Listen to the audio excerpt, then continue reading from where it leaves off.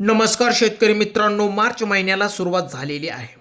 हिवाळ्यातील पिकांची काढणी जवळपास काढून झालेली आहे. काही ठिकाणी काढणी पण चालू आहे. अशातच उन्हाचा पारा चढतच चाललेला आहे. शेतकऱ्यांना पाण्याच्या अभावी कोणती पिके करावीत, कारण मार्च महिना म्हटल्यावर पाण्याचे साठे जवळपास संपुष्टात आल्यासारखेच असतात. त्यात जर एखाद्या शेतकऱ्याकडे पाण्याची सोय असेल आणि उन्हाळी पिके करावायची असतील तर हा व्हिडिओ खास त्याच शेतकऱ्यांसाठी आहे. तर आपण या व्हिडिओच्या माध्यमातून मार्च नंतर उन्हाळी पिके कोणकोणती घेतली जातील आणि त्यातून आपल्या शेतकऱ्यांना मोठ्या प्रमाणात उत्पादन निघून नफा मिळू शकेल. तर तुम्ही अजूनही आमच्या शेतकरी मित्र चॅनलला जर सबस्क्राईब केलेलं नसेल तर सबस्क्राईब करून बेल आयकॉन दाबायला विसरू नका. व्हिडिओ आवडला तर लाईक शेअर कमेंट्स करायला विसरू नका. तर आपण अशी पिके बघणार आहोत ती जर मार्च महिन्यामध्ये लागवड केली तर त्यातून पैसे झाल्याशिवाय राहणार नाही. पण आपल्याला हा पण विचार करावा लागेल की उन्हात तग धरून राहणारी पिके जी कमी म्हणजेच जेमतेम पाण्यावर सहजरित्या येऊ शकतात, आपल्याला त्याच पिकांची लागवड या ठिकाणी करावायची आहे. तर तुम्हाला आपल्या जवळच्या मार्केटचा अभ्यास जरूर करावा लागेल. त्यानुसार आपल्याला येथे योग्य त्या पिकाची लागवड करावी लागेल.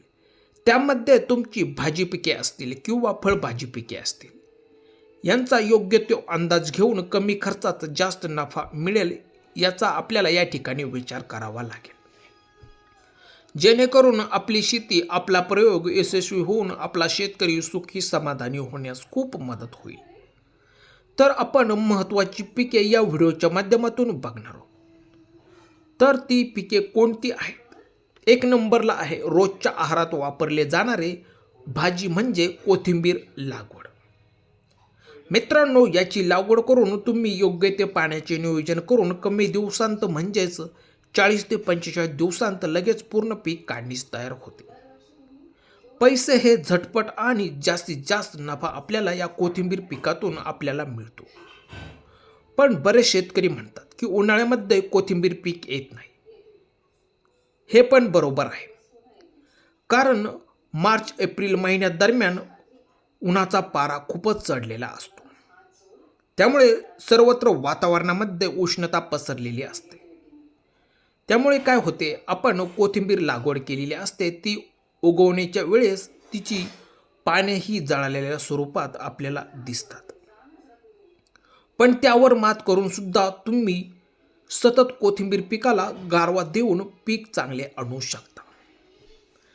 त्यामध्ये तुम्ही ड्रिपद्वारे किंवा स्प्रिंकलरद्वारे पाण्याची योग्य ती सोय करून किंवा तुमच्याकडे मुबलक पाणी असेल तर पाटाच्या साहाय्याने पाणी देऊन उन्हाळ्यामध्ये आपल्या जमिनीच्या प्रकारानुसार 3 दिवसांनी किंवा 5 दिवसांच्या अंतराने नियोजन करून तुम्ही कोथिंबीर पीक आणू शकता.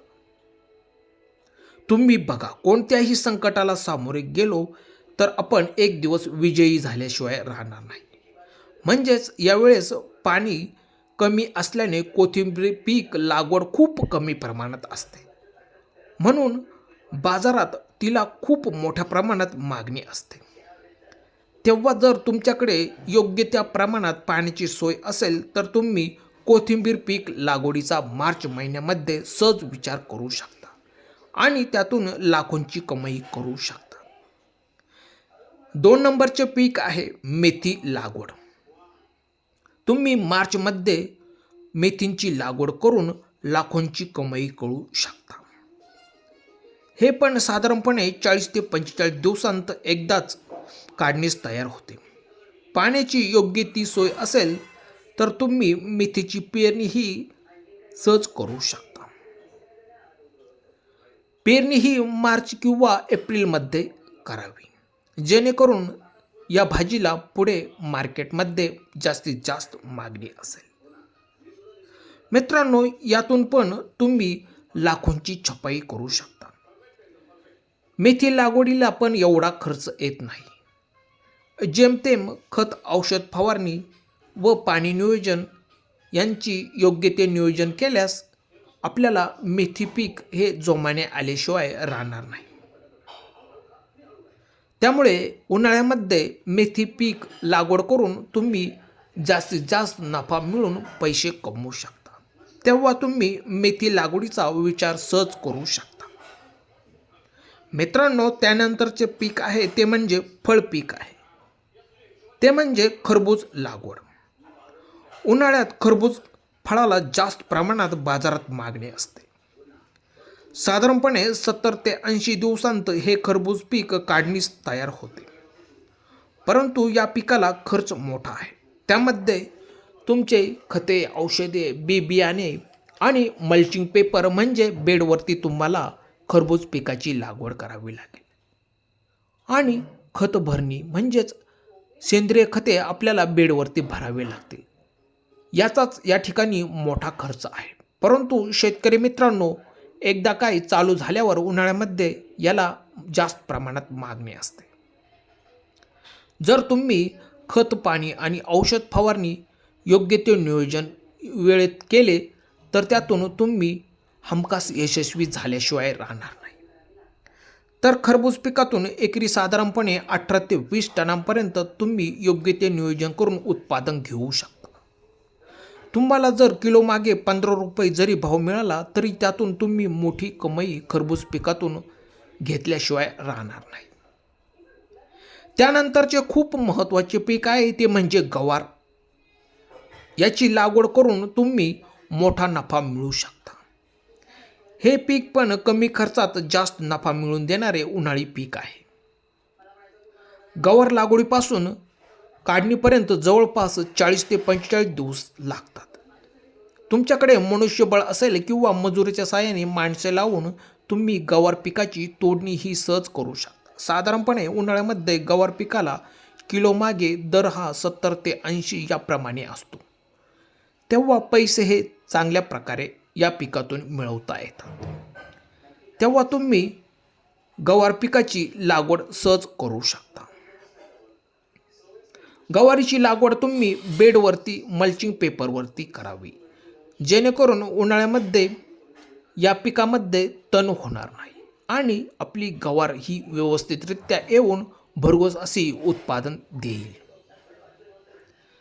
त्यानंतरचे महत्त्वाचे पीक आहे ते म्हणजे दोडका पीक लागवड.